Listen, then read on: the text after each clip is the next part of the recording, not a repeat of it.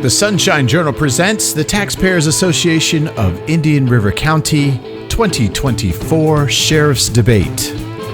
I'm your host, Thomas Augustus, and if you want to read the Sunshine Journal, just go on to Facebook and find the Sunshine Journal page. Also, you can check us out on Substack, thomasaugustus.substack.com, thomasaugustus.substack.com. And now, with the beginning of the 2024 Sheriff's Debate, sponsored by the Taxpayers Association, Treasurer Brad Newman.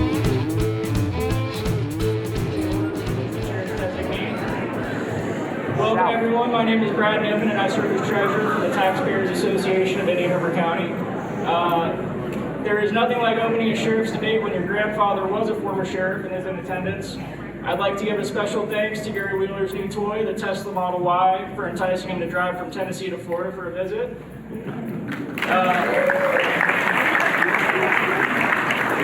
There will be three parts to the Sheriff's Debate. Part 1 will feature opening statements from the candidates and questions from the Taxpayers Association.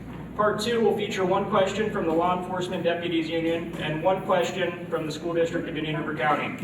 Part 3 will feature questions submitted by the public and will end with closing statements from the candidates.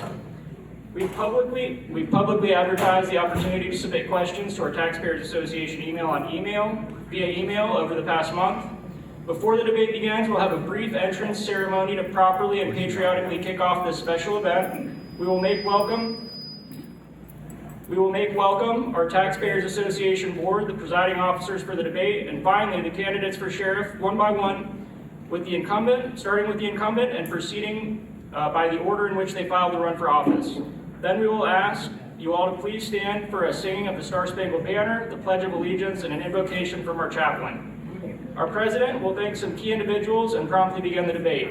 As is our policy, candidates did not receive our questions in advance. Per long-standing tradition, only the president formulates questions on behalf of the association and has access to them for any of our forums or debates. A word on what makes this a debate. Each candidate will have 90 seconds to respond to every question posed to them. If a candidate mentions another candidate during their answer, then we will allow the candidate mentioned to respond for up to 30 seconds. However, they will not respond immediately. Instead, our presiding officers will keep track of which candidates mention one another, and after every candidate has answered the initial question posed by our chair, we will allow the candidate that were mentioned to each respond for up to 30 seconds. We believe this will preserve decorum and keep the focus on the topic at hand while providing candidates the opportunity to engage with one another. All the candidates have agreed to these parameters. We will now commence the entrance ceremony. Let us begin the proceedings for tonight's debate. Would you please make welcome the Board of Directors for the Taxpayers Association of Indian River County.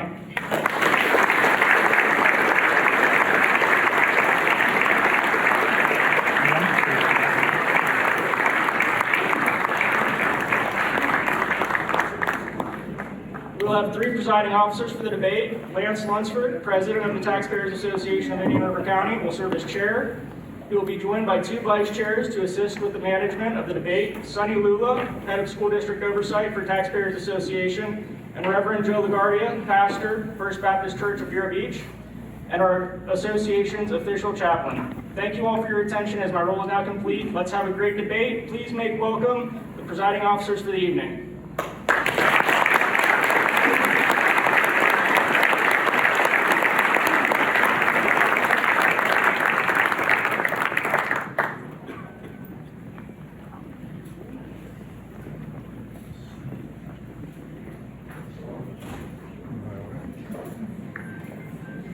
Well, we clearly did a poor job advertising this debate. Ladies and gentlemen, on behalf of the Taxpayers Association of Indian River County, it is my privilege to welcome you all finally to our Indian River County Sheriff Debate.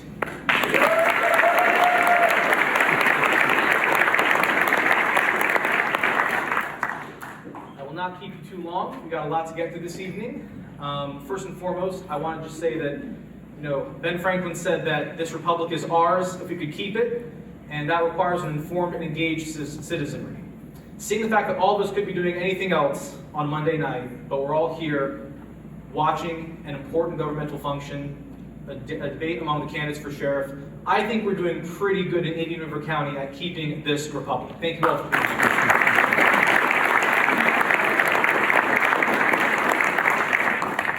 now make welcome the candidates one by one, beginning with our incumbent sheriff and then proceeding in the order with which the candidates filed. As you can see, we have the seats laid out for them. So if the candidates are on deck, please put your hands together for Indian River County Sheriff Eric Flowers.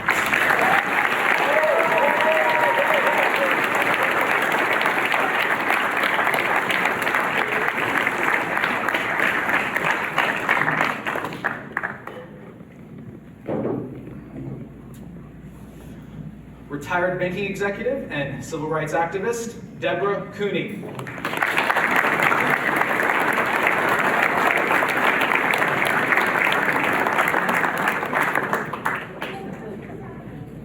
Deborah Cooney. She's coming. Okay. Where's your else next? All right. Yep. Some bankers do. Deborah Cooney, thank you.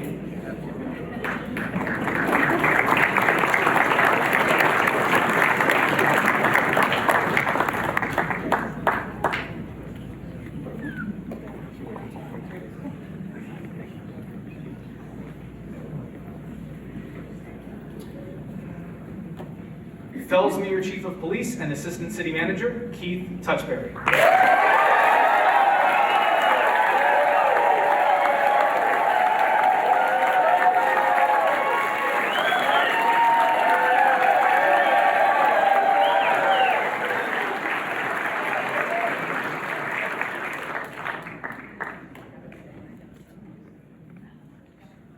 Former Indian River County Sheriff's Office Captain and former Deputy Chief, Milo Thornton.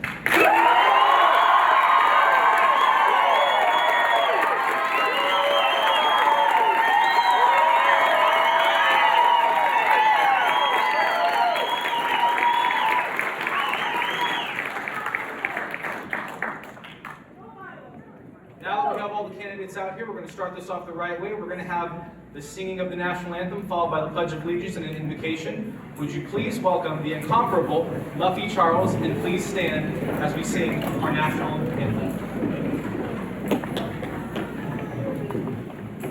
Oh, say you see by the dawn's early light what so proudly we hailed at the twilight's last gleaming, whose broad stripes and bright stars through the perilous fight o'er the ramparts we watched were so gallantly streaming, and the rocket's red glare, the bombs bursting in air, gave proof through the night that our flag was still there. Oh, say does that star-spangled banner yet wave for the land of the free and the home of the brave?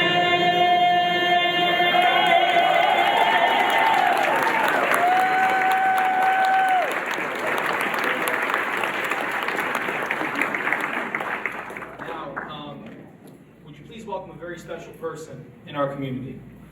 Lloyd Lazenby, Vietnam veteran who served in the 101st Airborne Division and president of the Purple Heart Cane Project, will lead us in the Pledge of Allegiance. Lloyd, come up. Thank you, Lance. If you will with me. I pledge allegiance to the flag of the United States of America and to the republic for which it stands, one nation, under God, indivisible, with liberty and justice for all.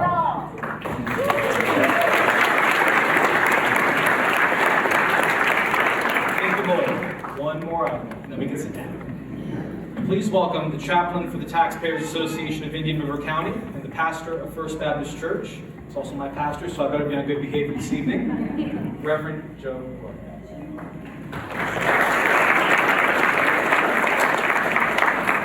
Let's pray. Lord, we thank you for allowing us to be here tonight. What a privilege and a distinct honor it is to be together for a debate, to take part in our democratic process that speaks to the freedom and the fair elections that we share. But Lord, we know that that freedom comes with the cost and a high price of those lives of servicemen and servicewomen who have gone before us, so many who have died for our freedoms, and yet others who continue even today to protect our freedoms. Lord, we want to ask that you set a hedge of protection tonight around all of our first responders, for they too give of their lives, their families as well, in sacrifice to keep us safe. So Lord, in your providence, set a hedge of protection around us, first responders, our community, that we may continue to work for that freedom that we will not take for granted. In Jesus' name, amen. Amen. You may be seated.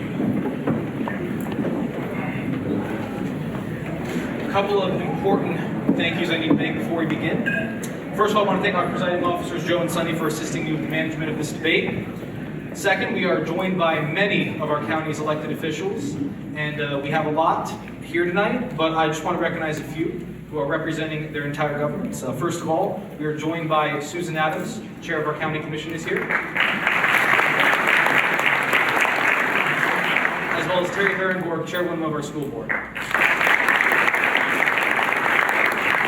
If that were not enough, we are actually joined by two former sheriffs this evening. I know we are joined by former Sheriff Darrell Lord. He's here. There he is. And as Brad was kind enough to mention, we are joined by a special guest, former Sheriff Gary Wheeler. More importantly, Brad's grandfather.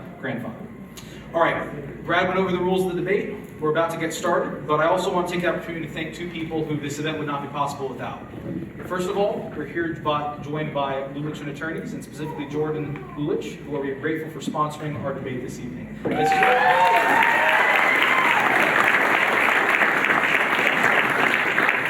Also joined by Kevin Lambert with Lambert Commercial Real Estate, who are also gracious for their generosity in sponsoring this. They are what allowed this event to be special. One more thank you, and then we're going to get on to the debate finally. I know it's been a long. We are very privileged to have someone who has the easiest job in the 2024 election cycle, as I like to joke, our Supervisor of Elections, Leslie Swan, who is here.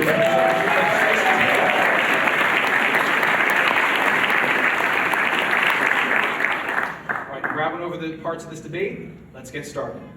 First, we're going to begin with opening statements from the candidates. All other responses, they will have 90 seconds, but for opening statements, they will each get 3 minutes. Our timekeeper, Doug DeMuth, is located right there centrally. For the main questions, when there are 30 seconds left, he will hold up the yellow sign. Doug, if you could hold that up to demonstrate. We have 30 seconds left. When he holds up the red sign, we're at time, and we do got to keep this moving along. My presiding officers are handing out the questions for the debate. We have not shared the questions in advance. This is just so they can reference it as we ask it. We, of course, will allow for responses, but only after all the candidates have answered each round of questions. That will be 30 seconds if the candidate mentions another candidate. We'll be keeping track of that. And if they do respond, it's 30 seconds. Doug will hold up the sign at 10 seconds, the yellow sign at 10 seconds. But for most of the responses, it's 30 seconds. For the responses to each other, that's at a 10-second mark. Let's get this started, and we will go left to right from the audience's perspective, beginning with Deborah. We will have 3 minutes for every candidate to give opening remarks. Deborah, the floor is yours. Thank you so much. Thanks to the Taxpayers Association for putting on this great event. Thanks to all of you for being here. Look at this crowd. Excellent. You all look fabulous. And thank you to Lance Lunford for coordinating this event and really doing a great job of communicating with the candidates. Lance and I have something in common. We both have earned Ivy League degrees in economics. Congratulations to you, Lance. Magna cum laude for him, valedictorian for me. Yeah, give it up for Lance, good job. I have been a civil rights advocate and an advocate for justice, probably all my life, but really very strongly since 2008. And that is really my qualification. I have taken police to court. I've prosecuted police misconduct. And all on a volunteer basis. I don't get paid for this, and I am not a member of the bar. I'm only doing it on my own behalf. But when I get an injunction against all the misconduct that on the part of the sheriff and the police, it's helpful to every citizen, not only in this county, but actually all throughout the world. So I do this on a volunteer basis, and I'm happy to do this work for your benefit and for the benefit of our beautiful community. Look at our community. It's so gorgeous. Let's have a safe community. We don't need the sheriff's deputies dealing drugs. How many people think the sheriff's office should be dealing drugs? Nobody. You all agree with me. I'm the anti-mafia candidate. And I've been working to shut down this drug dealing for a very long time. I'm seeking a federal injunction, and as sheriff, I will shut it right down. Oh, you don't think they're dealing drugs? Well, guess what? We have an admission from the state of Florida in a court of law in 2016. Yes, I handled the case. I'm a good attorney. I'm not a member of the bar. We have an admission from the state of Florida that our sheriff is dealing drugs, and that was in 2016 when Darrell Moore was our sheriff. Of course, the situation hasn't changed at all. Nothing hasn't been shut down at all. All right, how many people think we should all have police protection? Yeah, everybody. That's my position. We should have police protection. How many people think that the police and sheriff should go around murdering people? You agree with me. My position is they should not do that. Suicide by cop is not a valid policy. All right? Great. So now I've won the election. Thank you very much. That is time. Wow. And before we move on, I do want to say a couple of things. We do ask everyone to please silence their devices. And I should have announced this to the candidates, but due to microphones, I've been told that we would like you all to stay roughly within where you've been positioned just so they don't have feedback with each other. I should have mentioned that. That was on me. Oh, I'm sorry. But you're totally fine. We will now have Eric Flowers deliver his opening statements. 3 minutes. Does Sheriff Moore get a 30-second rebuttal on hers? So, hey everybody, I'm Eric Flowers, your Indian River County Sheriff, and I am absolutely honored and blessed to be the 11th Sheriff of Indian River County. It has been the honor of my lifetime to serve this community for 21 years now. And I can tell you the team that we have built at the Indian River County Sheriff's Office, when you elected me 4 years ago, we set out on a course to plan for 10 years, to say, where is Indian River County going? Post-COVID, we knew that our community was growing. We knew that we were going to a place where we would not be prepared for it. Our roads are not prepared for it. The county is working hard. We've got a lot of county commissioners here. I hope we have all 5 of them here tonight. Our county commissioners are working hard to get our roads ready for the number. We're not ready for the people that are here. We grew so fast post-COVID that we are not ready for the number of people that are here right now. But folks, I'm telling you this, I've been growing our law enforcement. I've been growing our plan. I've been growing our technology to ensure that not only are we prepared to take care of the people that are here today, but we're going to be prepared in 10 years when our community explodes, because we're going to be up over 200,000 people here in Indian River County. We're going to have another exchange down there off of 95. That's more development that's coming in. And if we do not stay on top of this, and if we do not have a plan for 10 years from now, we will not be ready for it. And I can tell you, there has been periods of growth in the Indian River County Sheriff's Office over the years. Sometimes there's been periods of stagnation. Unfortunately, when Sheriff Moore inherited the office, he had a time where there was a stagnation. There was an economic downturn. Since I've been sheriff, we've had this mass inflation that has happened. That's been a good thing for our agency. It has helped us grow. It has helped us get to the point of where we are at today. I'm incredibly proud of our team and what I've done in the last 4 years. When I set out to do things, there were things on my list that I thought would take me 2 or 3 terms to do, and I can tell you, we have accomplished many of those things in the first term. But folks, I've still got a lot more to do, and that's why I'm here today fighting hard to get reelected, because I want to see that vision through. I've put a lot of things on the table already, but there are plenty more things to do. I'm running on my record, I'm running on what I've done for this county to keep you safe, and I'm running on all the good things that have happened since I've been elected sheriff. So with that, thank you for being here tonight. I love seeing a packed room. Thank you all.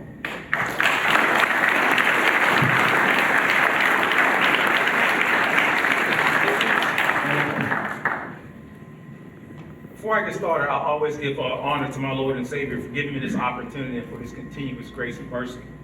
But thank you to the Taxpayers Association for hosting this event. Ladies, gentlemen, esteemed guests, fellow citizens, I stand before you this evening as a candidate for the humble position of sheriff with 26 years of career of unwavering dedication in both disciplines, law enforcement and corrections. Throughout my journey, I have ascended through the ranks at the Indian River County Sheriff's Office, from deputy to deputy chief, third in command. If I'm arguing with Lonnie Richardson right here, third or fourth in command. We're both deputy chiefs. I'm the only candidate in this race who's accomplished that. The only candidate in this race who's dual certified, but yet the sheriff is responsible for running the jail. My vision for the Indian River County Sheriff's Office is crystal clear: an agency of distinction, free from distractions that hinder our ability to serve the good, hard-working people of Indian River County. It is evident that our community is not receiving the level of services that they deserve. And it is my solemn promise to lead this agency with integrity, to ensure that the taxpayers' dollars are being utilized efficiently and effectively. As we will also aggressively address the issues that our community affects, such as our fentanyl opioid crisis, the human trafficking, illegal immigration, and our homeless issues.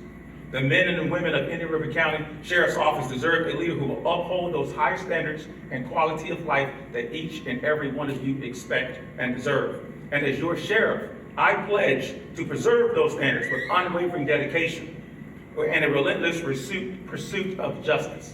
Tough on crime, tougher on criminals. Together, as we build a safer community where everyone feels, together we will build a safer community where everyone feels protected. Join me in this journey towards building a future for the Indian River County Sheriff's Office where transparency, accountability, service, excellence are not just words, but the pillar on which the Sheriff's Office stands. Thank you.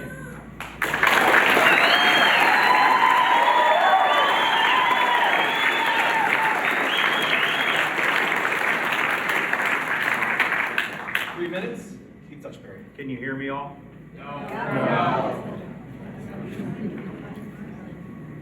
Leadership is How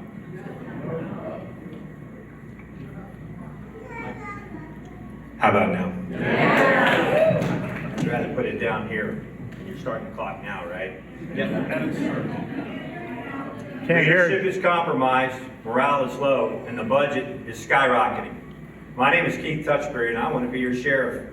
I am a Christian, a husband of 33 years to my wife Kimberly, a father of 2 children who are both happily married, a police leader with 35 years of experience right here in Indian River County, a veteran of the United States Marine Corps Infantry and Army Reserve, and the only veteran in this race, an educator who has developed people my entire career, and a passionate advocate for the role of the police in our society. The Indian River County Sheriff's Office is not lacking quality people, it's lacking quality leadership, because leadership is compromised. People become compromised when they lack morals, values, and ethics to stay the course. When leadership becomes compromised, decisions about people's livelihood are not fairly, impartially, and consistently applied. This refers to promotions, transfers, school opportunities, discipline, and how internal investigations are handled. Morale goes down, and we develop a recruiting and retention problem. When leadership at a sheriff's office is compromised, and we see a tolerance for the quote, "your city is in my county" mentality and an air of superiority over municipal officers that is unethical.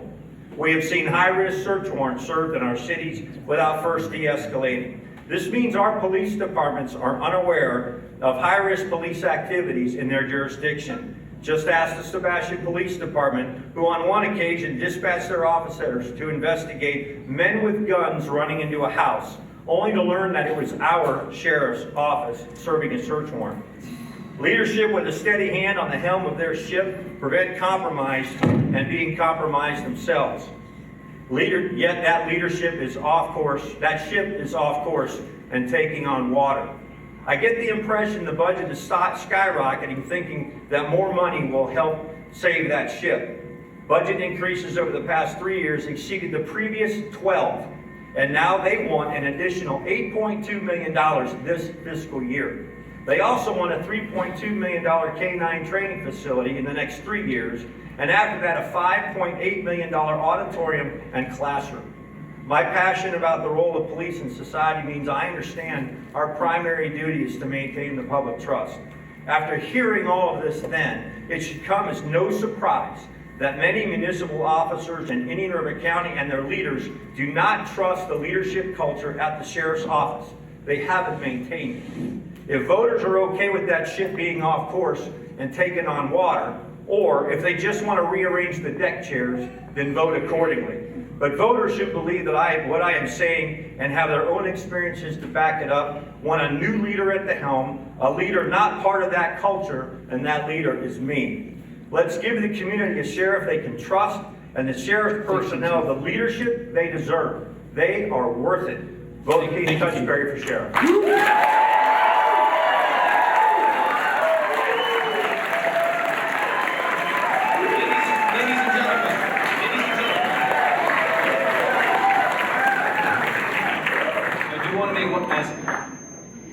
I got everyone's attention.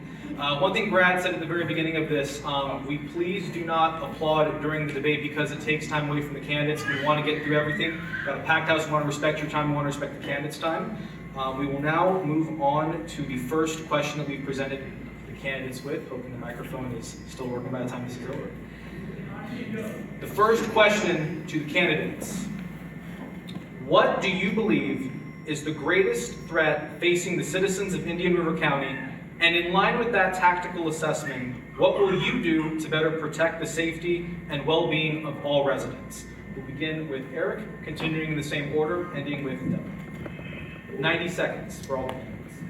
Last Monday, I flew out to El Paso and I stood on the Texas border. We were at the corner of Texas, El Paso, and New Mexico. And I can tell you at that little 10-mile stretch that I was at, 500 people a day come across the border. 350 of them are caught by our Border Patrol agents, 150 coming to the United States, completely unchecked, completely undocumented. That is 1,000% the greatest threat that's happening to this entire nation. I can tell you this, back in December, the holding facility that I was at that had 1,500 illegal immigrants in it had 7,000 Venezuelans released from their prisons. These folks are flying across the United States. They're coming to our country, they're coming to our cities, and they're here. Every single city, every single county is now a border county, border city. The flight that I took from El Paso, Texas to Atlanta had immigrants on it. Those folks came through the line with me. They were in the facility 72 hours before I flew out. I can tell you right now that we are working hard every single day. We now have Marine deputies. We have 2 Border Patrol agents that are stationed inside of our agency. We work hard with our partners to ensure that these folks are not going to cause problems. Our governor has been good to the state of Florida. He has given us legislation that allows us to do our job in law enforcement. And when these folks come here illegally, we are going to hold them accountable for the crimes that they are committing, and we are going to ensure that they do not wreak havoc on beautiful Indian River County. Thank you, Eric.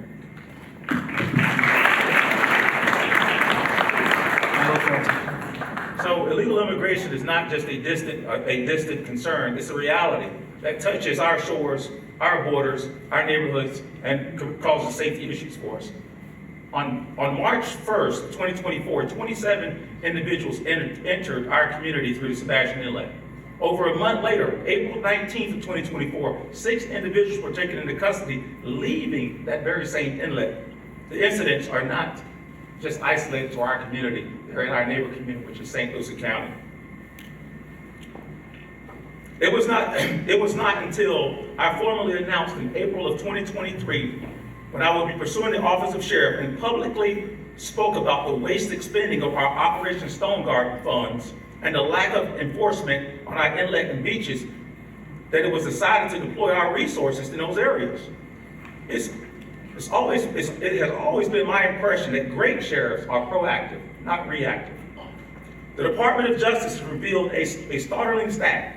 64% of federal arrests are non-citizens. 64%.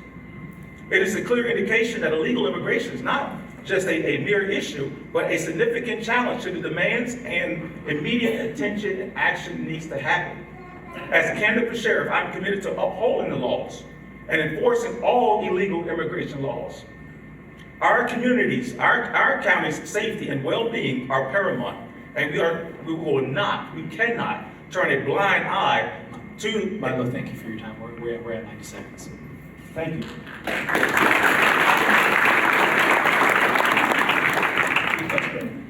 Thank you. Well, immigration issues certainly are plaguing the United States of America. We have Can't hear. And we will restart the clock. Immigration issues certainly are plaguing our borders, and every state and every city and every county is a border city or county. And so we have to get a hold of that. The problem is local law enforcement is not as empowered as the federal government is to take care of those issues. So until we get a president who issues an executive order, that will... Ladies and gentlemen, it disrupts the candidate's time. That will make all crimes removable to the host country of origin, then we're going to continue to have issues with immigration. But it's not just immigration, it's also drugs, because across the border, not only are illegals coming, but they're bringing pallets upon pallets of fentanyl. And that fentanyl is being cut and laced in other drugs, and it's killing our people, it's killing our citizens.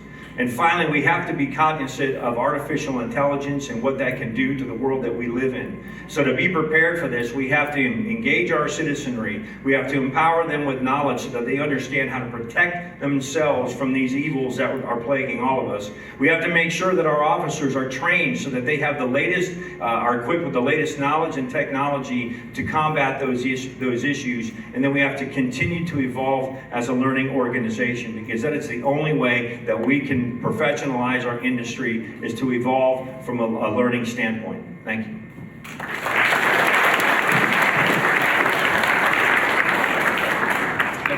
Okay, I will do better this time, and I'll try to reduce the feedback. Thank you so much. Yes, well, illegal immigration is a problem, but it's not our biggest problem. Our biggest problem is corruption. I am the only anti-corruption candidate. And our biggest problem is our law enforcement, our prosecutors, our judges, our public officials, our attorneys. They're running a mafia. They are not working for us, the people. I mean, they are working, they extort money, they deal drugs, they extort money. Let's take a poll, and like I said, the documents proving that the state of Florida admitted that our sheriff is dealing drugs are posted on my LinkedIn page if anyone wants to see them. They're also available from the courts. The original documents are available from the courts. You'll find the case number on my LinkedIn page.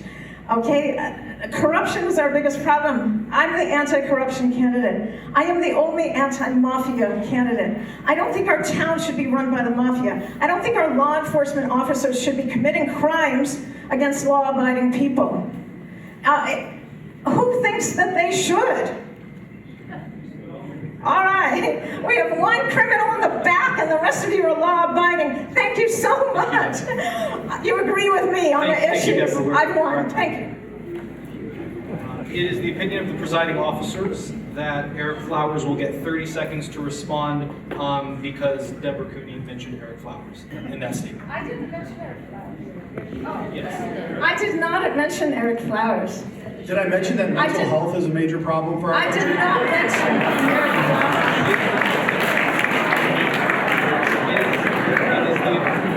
Ladies and gentlemen, this is not the presidential debates. We're more graceful. The presiding officers have determined that Eric Flowers will have 30 seconds to respond. Thank you. Mental health.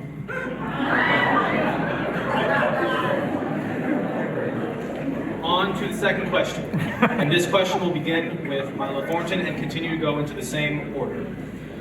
As sheriff, how will you keep the tax burden that citizens face in administering the sheriff's office as low as possible while ensuring fiscally responsible practices? Milo Thornton. Okay.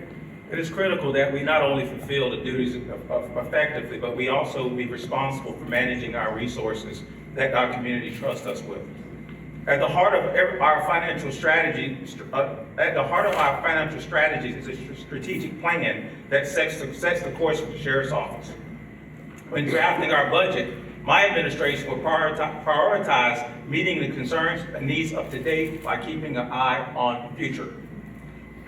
We will consider factors such as our growth rate, inflation, and unfunded mandates that ultimately fall on the shoulders of our taxpayers. The Sheriff's Office alone accounts for 54% of the general fund, $73 million. $73 million in just this current administration's alone, 33% increase. That's not very conservative if you ask me. My staff and I will continue to seek ways to enhance operations within the Indian River County Sheriff's Office without exposing additional financial burdens. We will not spend funds without a clear path in place, and dollars will be allocated towards a thoughtful and purposefully to ensure maximum impacts and benefits to our community. I believe in partnerships, public-private partnerships, and call them P3s. I believe in making sure that we alleviate those tax burdens to our community by looking for other ways to provide services, grants, etc. Thank you.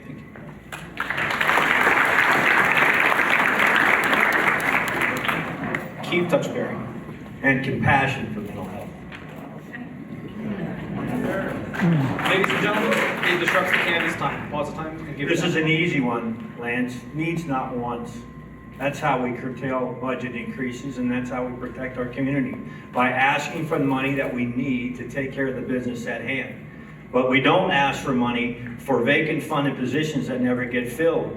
As a matter of fact, in the end of fiscal year 21, 36 vacancies totaling for sworn salaries only, one over $1 million.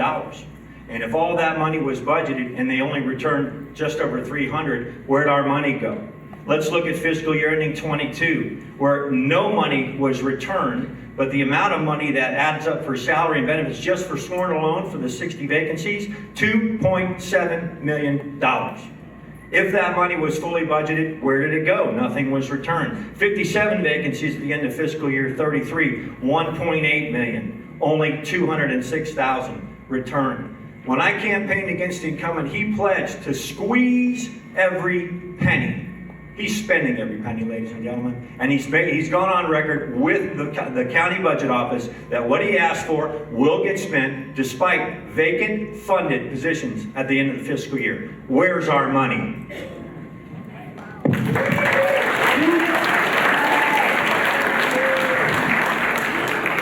Deborah Cooney. And there's a lot of waste in our sheriff's budget. I think we can all agree on that. But there are some easy ways to fix that.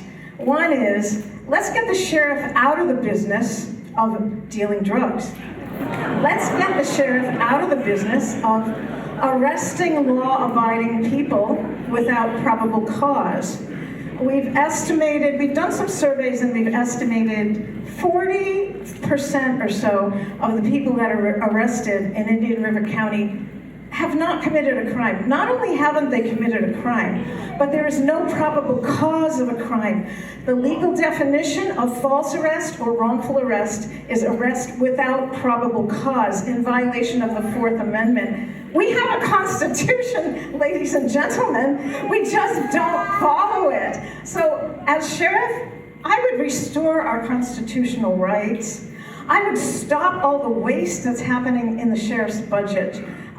We don't need extra money so that the sheriff can send his deputies out to Best Buy, for instance, and use the sheriff's budget to buy a whole bunch of electronics to meet out to their friends. That's an easy one. We don't need that. So as sheriff, I would make sure that that doesn't happen anymore.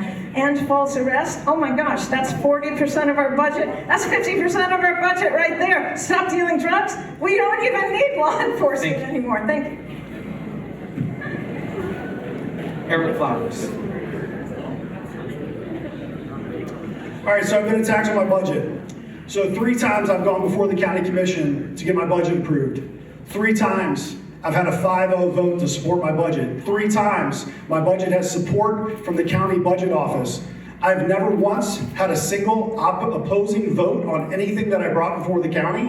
I have never once had a single person during the budget process come up and say anything negative about my budget, say there's a problem with my budget or the spending. Folks, this is a campaign product that is all of a sudden coming up to rear its ugly head. Everyone in this room is dealing with inflation. Everyone in this room is dealing with your own household budget that is getting out of control.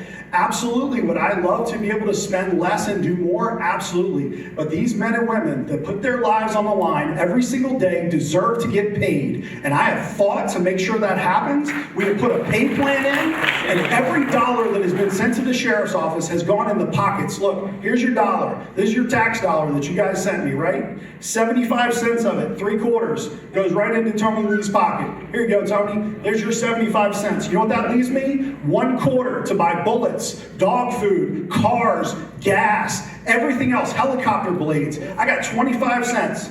25 cents left. That's it. We're squeezing every penny. I'm tired of hearing about the budget. Nobody came down and complained. 3 times I got a budget, and nobody once said anything about it.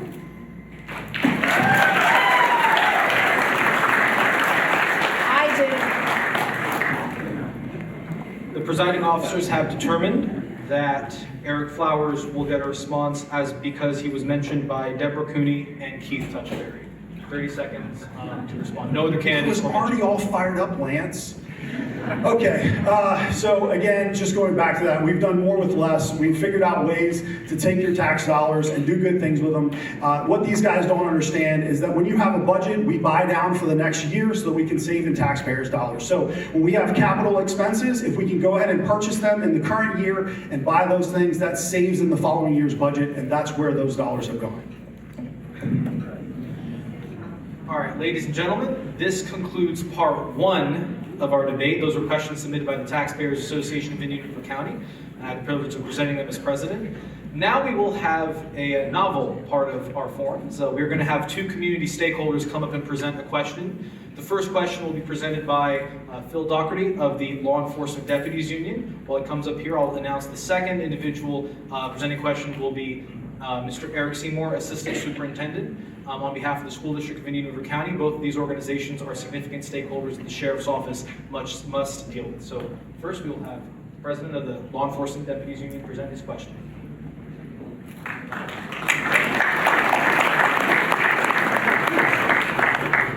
Thank you, Lance. Good evening. Oh, I'm sorry. Good evening. As Lance said, I'm Phil Doherty. I'm currently the president of our law enforcement deputy union. Sorry, I'm not used to public speaking. I'm going to work on this a little bit.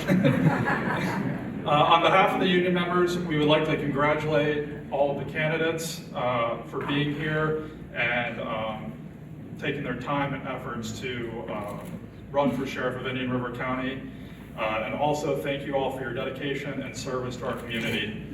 I would also like to thank, again, Lance and the Taxpayers Association for inviting us to this evening's event and allowing us to ask a question.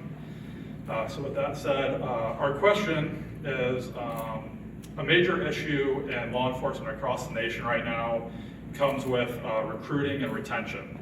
So as our county and our agency grows, aside from salaries, how will you address these issues, and what are your plans to stay competitive with surrounding agencies? And we will begin with Keith Touchberry and proceed in the same order. Keith? Thank you. So the key to resolving your recruiting problem is to solve your retention problem. And the key to solving your retention problem is through leadership. But we've said that leadership is compromised at the sheriff's office. So until we can fix the compromised leadership, we're going to have a recruiting and retention problem. But we have to approach it from the ground up. If you play football, you just don't walk up on the gridiron. So you started an Explorer program, and we have an excellent opportunity to create Explorer programs in our school districts, independent of what the sheriff's office already has, just like a ROTC program. And if we get our young people inside those programs, we can cultivate them as we can to move them forward to law enforcement. We have to encourage the citizenry in our community to ensure that they promote law enforcement as a viable career for young people, especially people of color, because we are lacking ethnicity in law enforcement.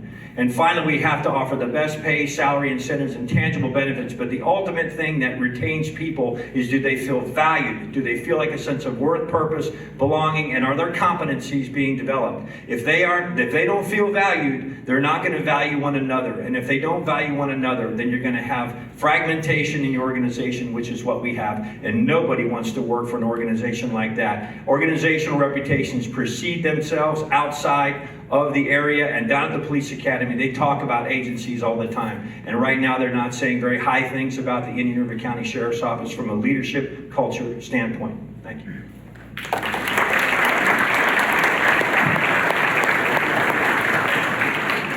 Deborah. First, let me say that I appreciate the service from all of our first responders and all of our veterans too, even though the Veterans Council is not here, unfortunately. We thank the deputies for their service, and we agree that they deserve very good pay and very good benefits and very good working conditions.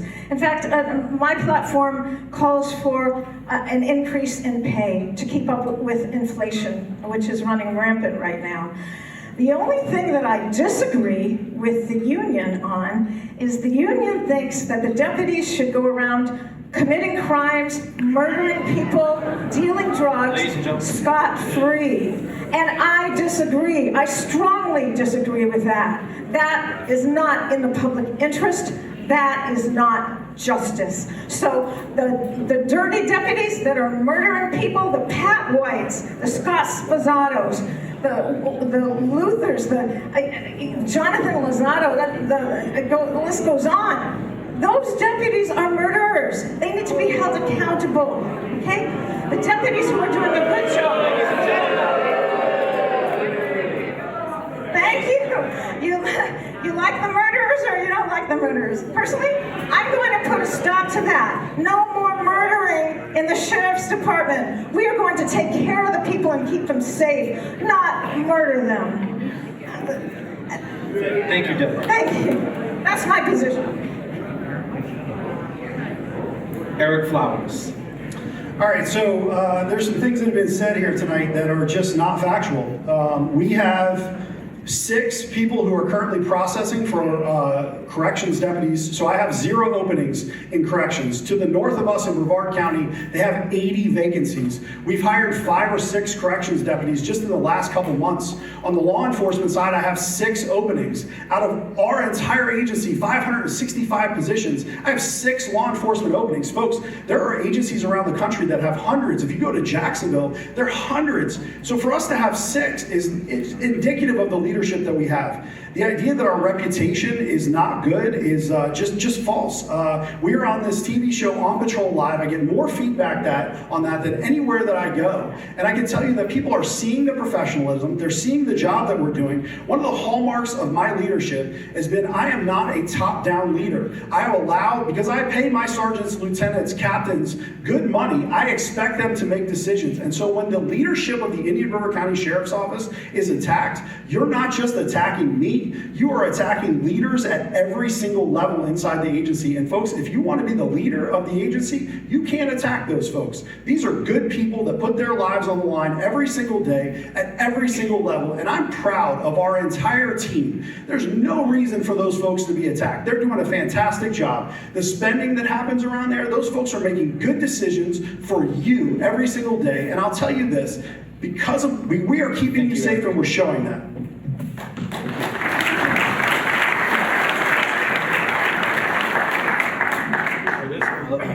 Can you hear me? Use the mic. So this one is pretty simple, and it's been spoken on a couple of times. It's culture. Culture leads deputies. Culture leads deputies. The last administration, the budget was $55 million, and we had virtually no openings. The numbers that you're hearing tonight are not accurate. 21-20, in the end of the fiscal year 22, there were 65 vacancies, 65. I have those numbers. I have the documents to prove that. 71 employees were hired, 82 separated. Of that, 59, you heard that correct, resigned, two retired, and 3 were terminated. We dropped down to 22. 62 employees were hired, 52 separated, 30 resigned, some early. Culture, morale, leadership.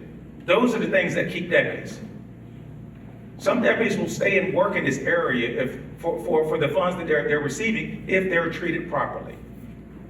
I have to give some respect to what Keith said earlier, because the reality is this: the culture of the sheriff's office is the problem. The leadership of the sheriff's office from the top is the problem, and we need change. I'm your change. Thank you.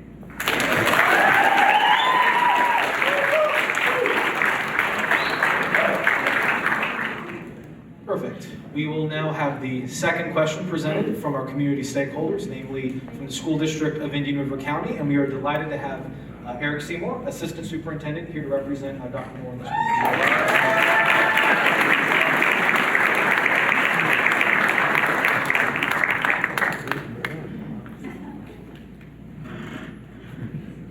Okay, for the record, first off, I gotta say, Can't hear, sir. I'm sorry. How's that? Better. That we have 3 representatives that I know of. Loud. Okay.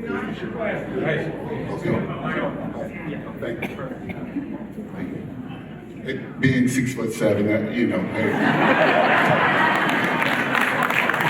It works sometimes, but hey, other times I have to struggle. But I got to say, too, we have 3 representatives here. And, of course, we mentioned Ms. Terry Barenborg, our chair. And also we have Mr. Kevin McDonald and Mrs. Jackie Rosario here, board members. Also, I would like everyone to give all of our teachers a big round of applause for that.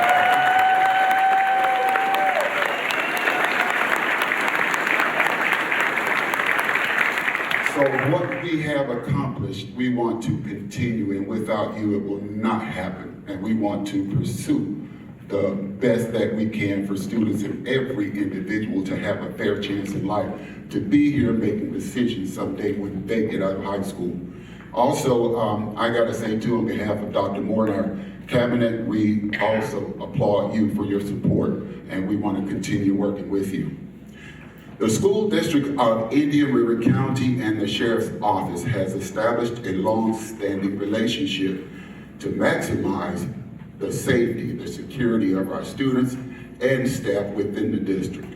As the sheriff, what would your #1 priority be to continue strengthening the relationship and providing our community with safe and secure schools?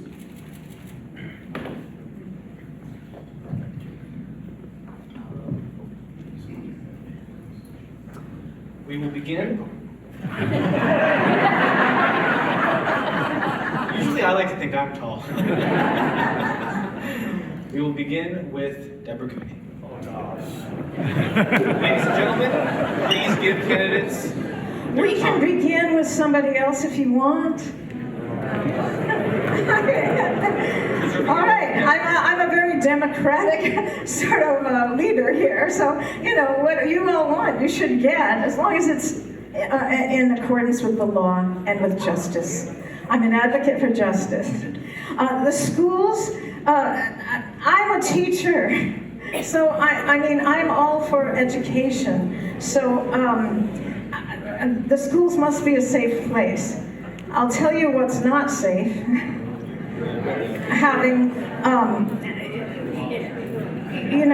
having a lot of deputy action in the schools, that creates a school to prison pipeline. I'm opposed to the school to prison pipeline. I don't think that our young students should be arrested or even sent to mental health facilities just for having a normal teenage tantrum or a normal tantrum, elementary school tantrum, okay? I don't think we want a school to prison pipeline, so we must not go down that road. If we shut down the mafia and we get them out of our schools, then we won't have a problem with the schools. We'll have safe schools. So get the drugs out of our schools. How about the sheriff's office being a drug-free work environment? That's my policy position. All right, there are ways to keep the students safe. Thank you. Thank you, Deborah. Sorry. One of our presiding officers want to make sure we're keeping proper track of the evening. Thank you, Doug, for keeping us straight. Also, thank you for Doug DeMuth, our vice president, for being our timekeeper this evening. I don't think we mentioned that. Thank you. Eric Flowers.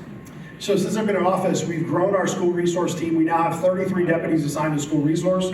We have 3 therapy dogs. We have a gun dog. We've never had that in the history of the Indian River County Sheriff's Office. The gun dog smells gun oils, gun powders, bullets, all the things associated with guns, and is regularly sweeping our schools. We've added metal detectors. We've added technology that puts our school district at a point that is so much further ahead than any other school district. I'm so proud of the partnership. Mr. Seymour, Dr. Moore have been incredible to us, and I'm very proud of what we've done. Really leveraging technology. At this point, we've really fully staffed the schools to the point where we've got, I believe, the right amount of people that are over the schools. Having additional tech, we've got IA already watching that. Our real-time crime center has full video feeds into there so that during the school day, they can keep an eye on it. As that technology grows and as the school district swipe cards connect with the camera system, our technology is constantly growing to be one step ahead of the bad guys. So as something is happening on schools, we will start to see that immediately in our real-time crime center, and our team will be able to give immediate feedback to the responding deputies. The other side of this is people are starting to use drones as first responders. When that came up as a potential, one of the things that I mentioned was, let's put that in the high school. Let's put a drone on the top of each one of the high schools, because they're open campuses. That drone could be on top of a fight, on top of an incident, on top of an active shooter within seconds. As our deputies are arriving, they'd be able to see that video and use it to their advantage. And so that's my vision, is that over the course of time, we're going to have to include additional tech.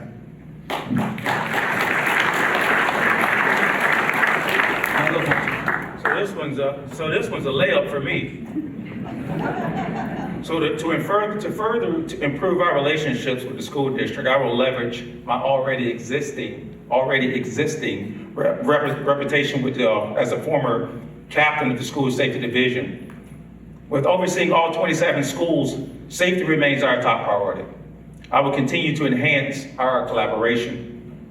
I plan to continue to foster open lines of communication with the school district to ensure that a safe innovation runs smoothly and seamlessly. By enhancing transparency and cooperation, we can collectively address any emerging safety concerns effectively. Furthermore, I am dedicated to driving innovation to the schools by safety measures by providing secure learning environments for our students. In addition, the sheriff spoke about some things that I have to address. One of the things I will never do is speak about the issues that happen on our campuses regarding safety and endanger the lives of my school resource deputies for television or fame. That is absolutely reckless. We will continue to build this relationship with our grant writers and the grant writers of the school district to improve the schools and make sure that our students and teachers are safe. Thank you.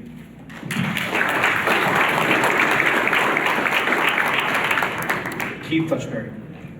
This is a great question. Teachers can't teach and students can't learn unless they feel safe and secure. Safety begins with the mindset of everyone who works in the school system, whether they're a teacher, cafeteria worker, maintenance person, or what have you. It is a mindset. It also exists in the minds of the school resource officers who train and understand the rules and procedures. We have to continue to, with technology, we have to continue to train with one another and build partnerships and relationships so we have that trust and we can rely on those situations that unfortunately could happen in our schools. Threats are not just from active shooters. They're also internally domestic violence situations, kids who are acting out, and kids can't learn if they don't feel safe because other children are not obeying and doing what they're supposed to be doing. So we have to ensure a fair and consistent accountability system within the school that ensures voluntary compliance with our students so they don't act out to begin with, because our kids just want to learn, and it's very difficult sometimes in some of our schools.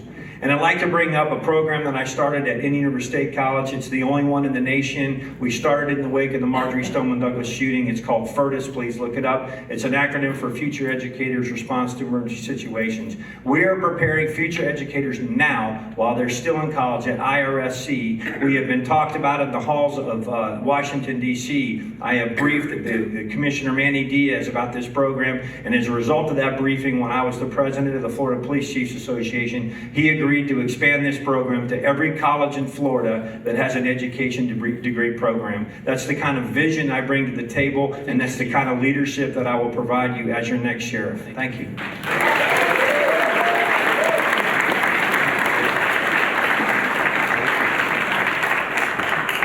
I want to thank the School District of Indian River County and the Law Enforcement Deputies Union for being a part of our sheriff debate. We appreciate them for their time this evening. Thank you.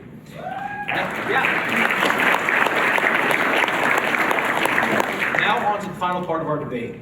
As many of you know, we made our Taxpayers Association email public several weeks back for people to submit questions. We have selected 2 questions from the general public to read this evening. I do want to make something very clear. This is an important disclaimer. The topics and subjects brought up in these questions do not necessarily reflect the opinions, priorities, or projects of the Taxpayers Association of Indian River County. These are our way of letting you, the public, submit a question being read through the chair. So with that, I'm excited to read the first question submitted to the sheriff candidates. And we will begin with Eric Flowers, proceeding in the same order.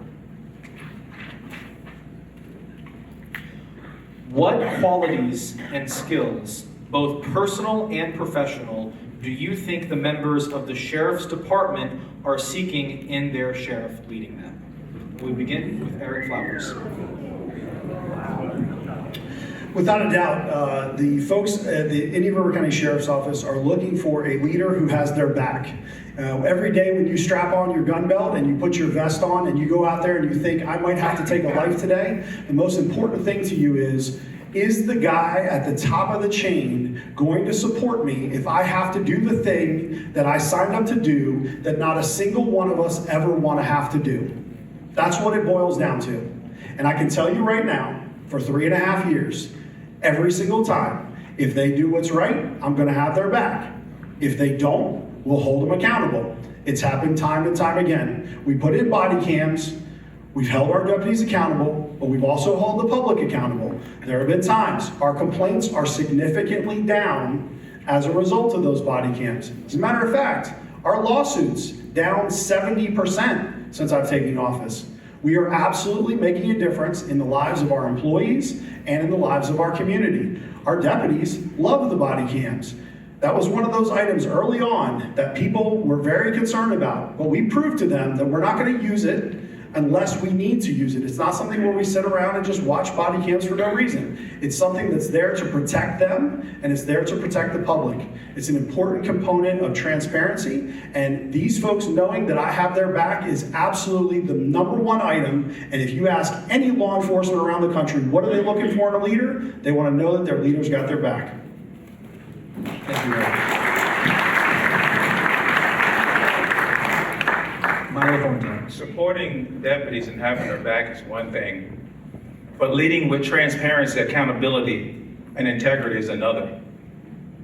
Our deputies deserve a sheriff who will model the behavior that he expects of them, and that's not happening right now.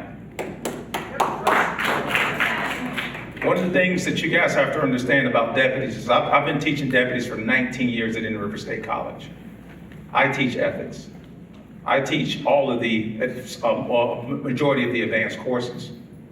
Deputies want to be held accountable. But if the leader is out of control and just running amok around the county, they're going to model that. They're going to model that. So I stand here before you saying tonight, we need a new leader. We need a leader with integrity, transparency, and accountability. One who will hold himself accountable. Vote Milo Thornton. Thank you.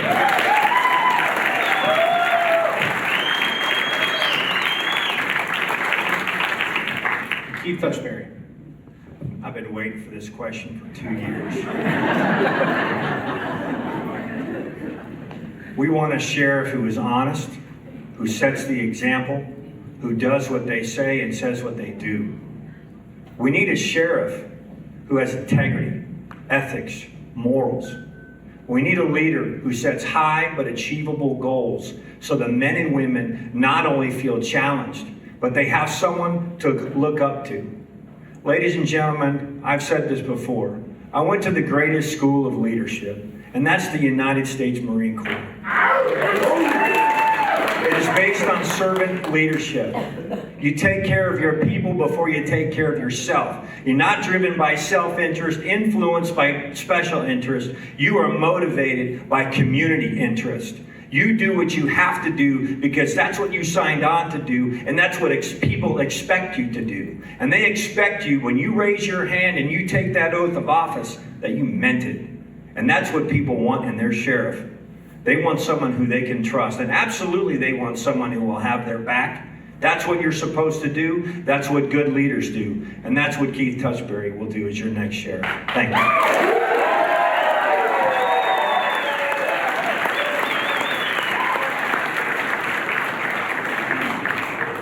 Deborah Cooney. Could we have a moment of silence, please?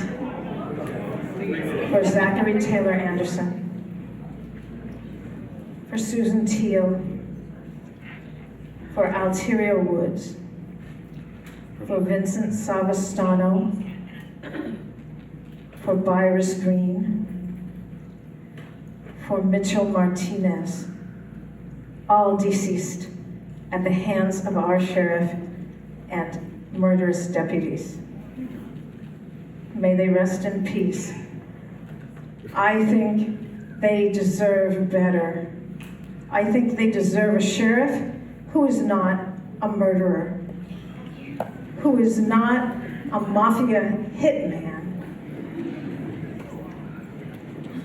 And I also want to mention Derek Washington.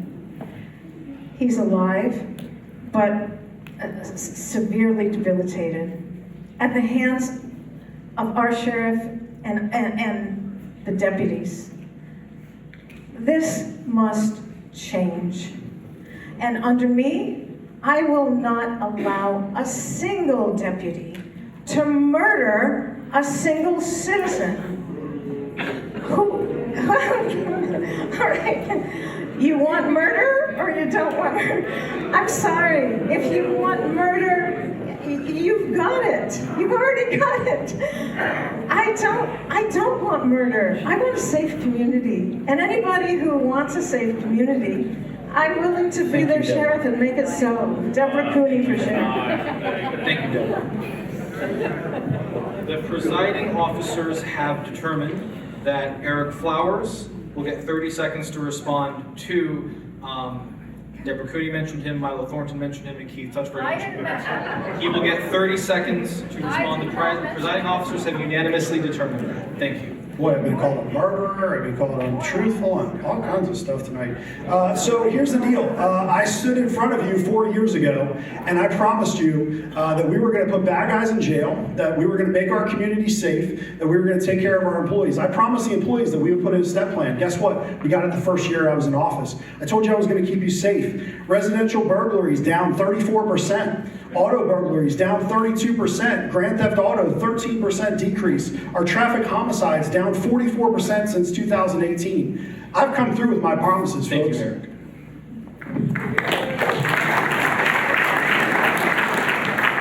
We have one more question, and then we will proceed to closing comments. And I want to just thank everyone for being really on time this evening. This question does contain an issue that is specific to the city of Vero Beach, but I want to be very clear. The question does relate to Indian River County. I want to respect the integrity of our process by asking it, but I want to make that clarification that a part of this question will cover a city of Vero Beach issue. I know the city council and the chief courier are working on that part of this question. But I will read it out of respect to our process and the person who submitted it.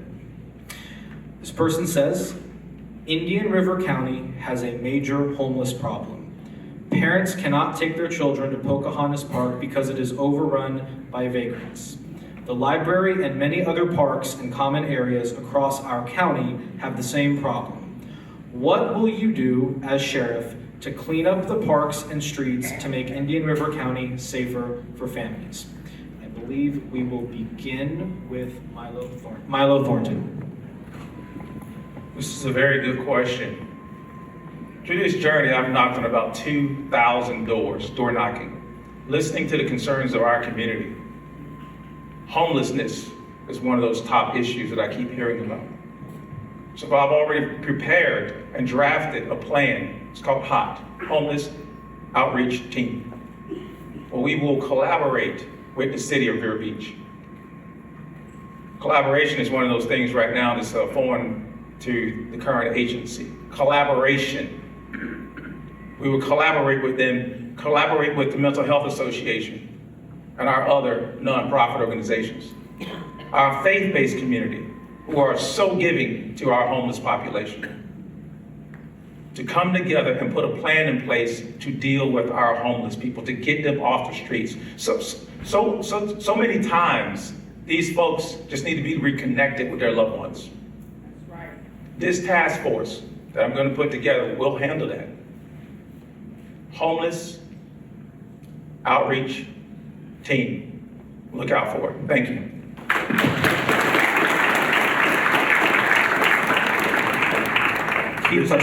This is a tremendous issue. When I left the Vero Beach Police Department as a captain and second in command in 2013, we did have a homeless population or a problem in the city of Vero Beach, but it was nothing like it is now. And I can only say that as more services are provided and people feel comfortable to come here and get those services, that we're going to continue to see an increase in the homeless population. The catch is how do we work together to solve this issue? Just like crime, homelessness is a social problem. And so we have to work with nonprofits, we have to work with the private sector, and we have to work with government to come up with procedures and policies and ordinances that would help us. There's an ordinance about panhandling that I'm looking at that's enjoying great success throughout the state of Florida. But we have to understand that some people, while they are homeless by choice, and we know this for a fact, others are truly downtrodden and destitute and they just need a hand up, and others do suffer from mental illness. So the problem or the challenge for all of us is to triage exactly who those folks are and get them channeled to where they can get those services. But it's not going to be cheap. It's going to cost money, and it's going to cost the community to address that problem. So we can't just make it go away. We can't shoo people out of parks because we don't like looking at them. We have to deal with it. Florida has a climate that promotes homelessness because it's 24/7, the weather's pretty decent. And there are so many kind and caring people here that want to do things for homeless folks. So again, we have to work together. We could also look at creating a registry so that we understand who is having the issues that they're having and how can we channel them to the services that they need. Thank you.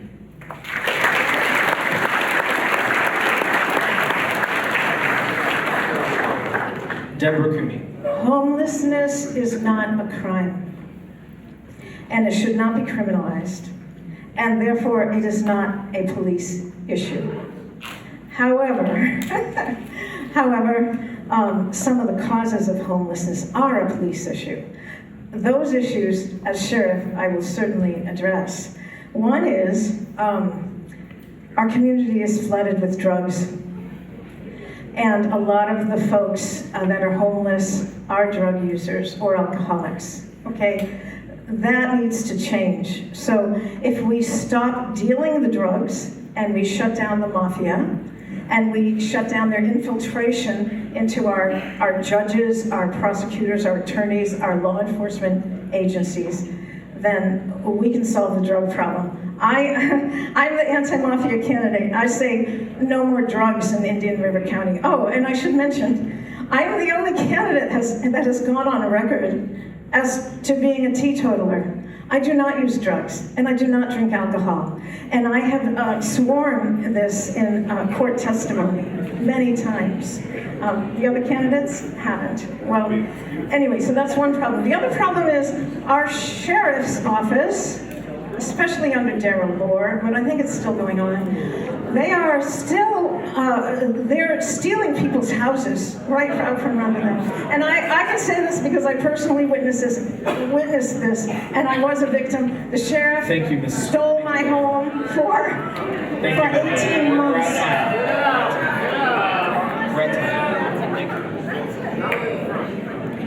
I could please ask the audience to temper down. Eric Flowers. So we actually have one deputy since I've become sheriff. We've never had this before. One deputy assigned to homelessness. He works in our community affairs unit. It is Deputy Scott Burke. That is his full-time assignment. We have quarterly meetings with all the stakeholders about homelessness, including the judges inside the Indian River County Sheriff's Office. We've established these partnerships. Apparently the other guys don't know that. We have a team that is working on this, working with Remy from the Treasure Coast Homeless Council. Our point-in-time count, or PIT count as they call it, is down almost 200 people from the previous count. We have done tremendous things to improve the homeless situation in Indian River County. One of the things I'm most proud of is Operation Frostbite. This year I challenged our leadership team in the jail to say, listen, the judges have recognized that these people are committing crimes to get into the jail, to get out of the cold weather. Let's find a way to be able to house them for free so we're not clogging up the legal system and bring them in. So we established Operation Frostbite, and we have the ability to bring in these homeless folks on cold nights because there is not bed space in Indian River County to house them as a partnership. And so I can tell you right now, the partnerships that we formed at the Indian River County Sheriff's Office with homelessness issues are better than they've ever been, and we are going to continue to grow that unit. If I had more deputies, I'd put another one in there because Scott is busy. And if you're having issues with homeless in your area, please reach out to us. Please call Scott, even if it's in a city, even if it's in a park, wherever it is. We will absolutely do our best to help you out. Thank you.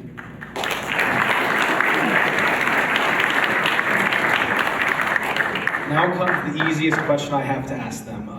Candidates will have 90 seconds to deliver closing statements. Actually, I'm looking at the time, we're ahead of schedule. I'm going to let the candidates have 2 minutes to deliver closing statements. Due to the fact that we do have some time, and I want to respect, we said we're going to go to 7, and all the candidates have been very generous with their time. We're going to begin with Keith Touchberry and proceed in the same order. Thank you. Keith Touchberry. Well, thank you. I feel like I should have got 30 seconds because we got invoked in that last response, but that's okay. We do know about the programs that our sheriff's office has, without question. I mean, check the facts, right? All the things that have been done at our sheriff's office. But a lot of times it's not what you have done that matters as a leader. It's what you haven't done. And what we haven't done at our sheriff's office is maintained our trust. I go back to what I said in the beginning. Leadership is compromised, morale is low, and the budget is skyrocketing.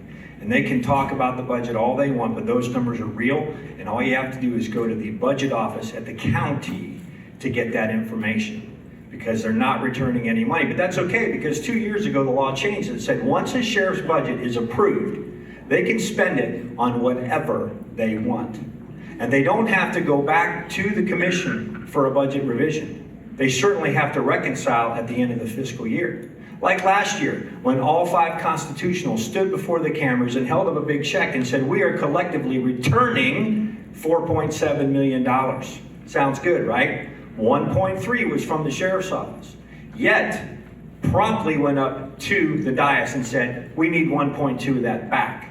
So we didn't return 1.3 million. Yet the media was under the impression that 1.3 million was returned. And so were the citizens. They didn't return 1.3. It just didn't happen. That's not transparent, and as far as I'm concerned, that's not honest. That's smoke and mirrors. That's showboating. That's spiking the ball in the end zone. That's what that is. We have to be transparent in our leadership. We have to be transparent in our budget. We have to be transparent with our people. We also have to be honest. And as far as the On Patrol live show goes, while it's police infotainment at its best, not everybody in Indian River County is a fan of that show. And not everybody at the sheriff's office is a fan of that show. Thank you.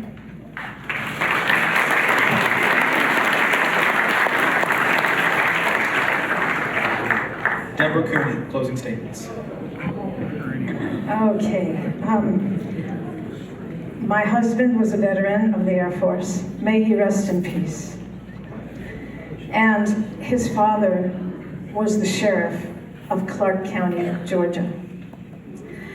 So we have public service in our blood. And I have been a volunteer for civil rights and for justice since 2008. Justice is very important to me. If it's important to you, if you want the drugs out of the community and the mafia out of the community, well, that is my position. And I'm willing to do it. It's hard work. Look, it's hard work.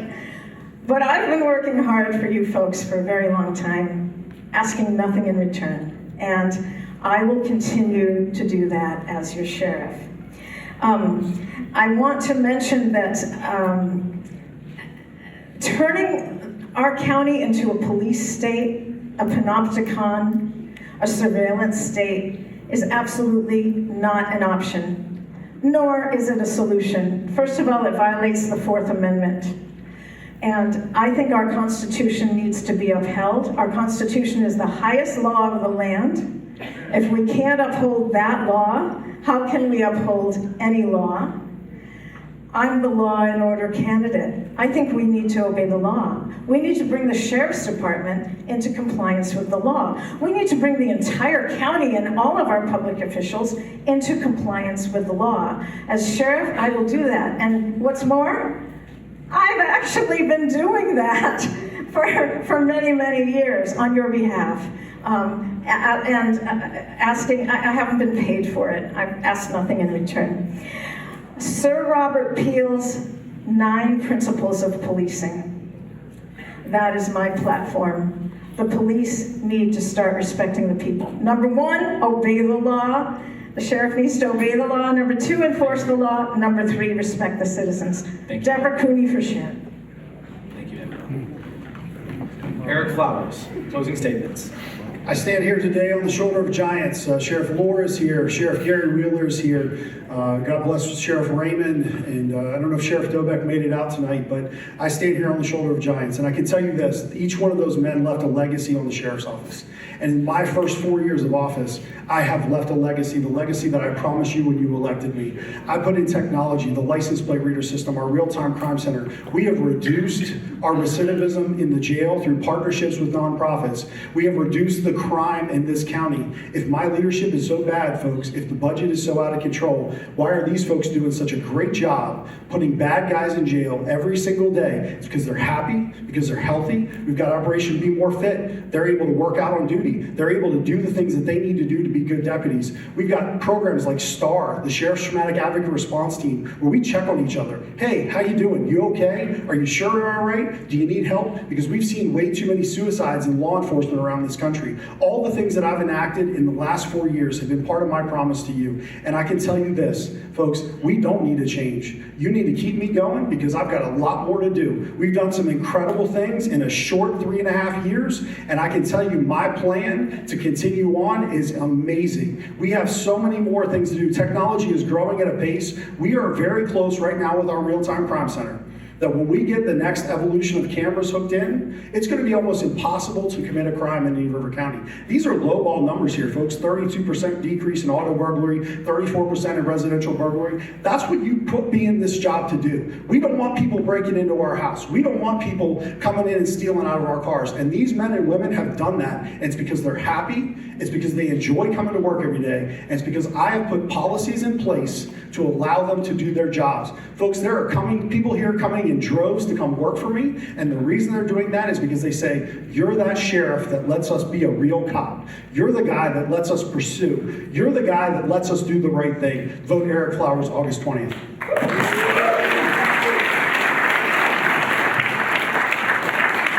Milo Thornton, closing statements. Coming in droves, but there's 45 vacancies, 75 when I announced. In closing, I urge each and every one of you to consider the importance of your vote this coming election. I'm committed to restoring integrity to the Indian River County Sheriff's Office. It's so much desperately needed. The trust in our community, the trust of our community is paramount, and it is time for a new chapter. Under the current administration, we have had over 786 opioid-related overdoses, resulting in 64 deaths. These numbers come from the Treasure Coast Opioid Task Force. They're real numbers. But what would surprise you, with those 64 vacancies, there are only 4 detectives and 1 supervisor in our Special Investigations Unit trying to deal with this, the equivalent of going to a house fire with a water hose. We cannot afford to settle for the status quo any longer. We need a leader who will prioritize transparency, accountability, and a steadfast commitment to serving the needs of our people and not himself. By voting for me, you are voting for the vision of a sheriff's office that operates with the high standards of professionalism and integrity. You are voting for a sheriff that will lead by example and who will listen to the concerns of you, our citizens. Thank you for your support, and remember, your vote matters. Let's make a difference together. Vote Milo Thornton, August 20th.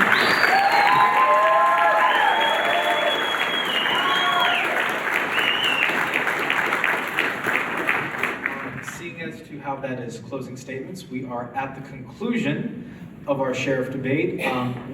Several important thank yous that we need to get through before this evening is over. We actually missed an official at the beginning. We are joined by somewhat of a foreign dignitary here tonight. We are joined by the St. Lucie County Commission Chair, Kathy Townsend.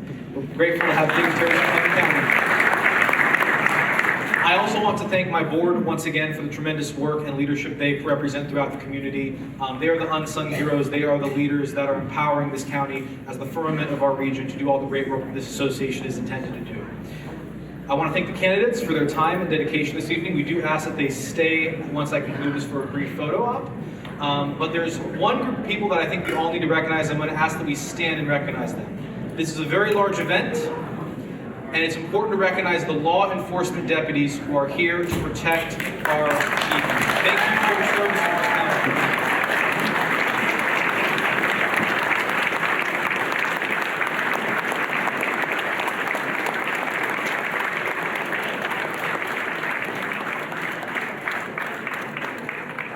With that, I would say this was a successful night. Thank you so much for your time, and I end with that age-old anthem and prayer. May God bless America.